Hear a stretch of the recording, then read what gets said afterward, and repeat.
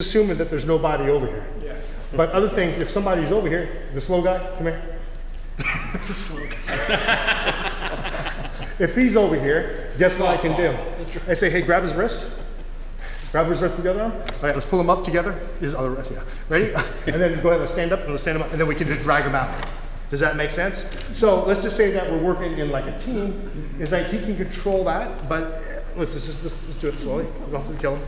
You're basically bringing him out. I'm basically making sure that he's not, so keep pulling him out. From here, then we got a transition, right? What's the transition? Push it behind his back. What do you think is going to be the transition? You're going to bring his arm behind his back? Yeah, I guess Jeff needs to move around this way maybe. Yeah, but then I get him around, boom, right here, and then this is where we can lock it. So you'll see what I'll do is I basically lock his arm. So relax, I don't want to break your arms. You tie your arms. But you can see that I can lock him any way that I want. So it's like a matter of just transition. Okay? I can even basically lock his arm out like this. Or other things that I've seen when they move, like protecting or anybody bad guy, they basically move. And like if I have the big guys, the Twin Towers over there, guess what they're going to do? They're going to use this, they're going to push him, and they're going to lock his arm, and they're going to push him out this direction. And you notice what we're doing is that you see like he has him a little bit too close. Once this person is real close, like close to him, like you bring him closer, right over here, guess what's going to happen? What do you think he's going to do? He can elbow him.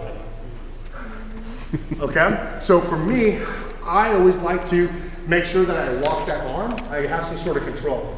And again, it's hard to tell you what type of grip because guess what's happening? Do you think he's going to be actively moving? So when he's actively moving, you got to be able to actively change the direction.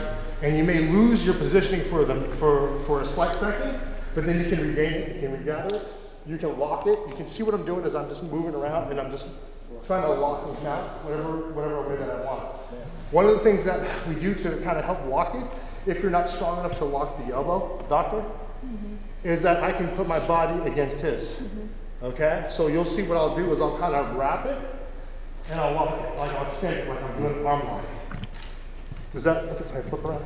Are you going to use this in the emergency room? I bet you have a need for it. But you can just see, like, I can lock it. You can just see I'm using my chest. Yeah. And what I'm also doing is I'm expanding it because guess what happens with my gun as well? I basically move it out of the way. And then once I do it, when I have that lock, I can always transition over here. Boom, I can lock it. I can even put it over here. Whatever I want to do, I don't really care. And then you got to think about, you got to move the person.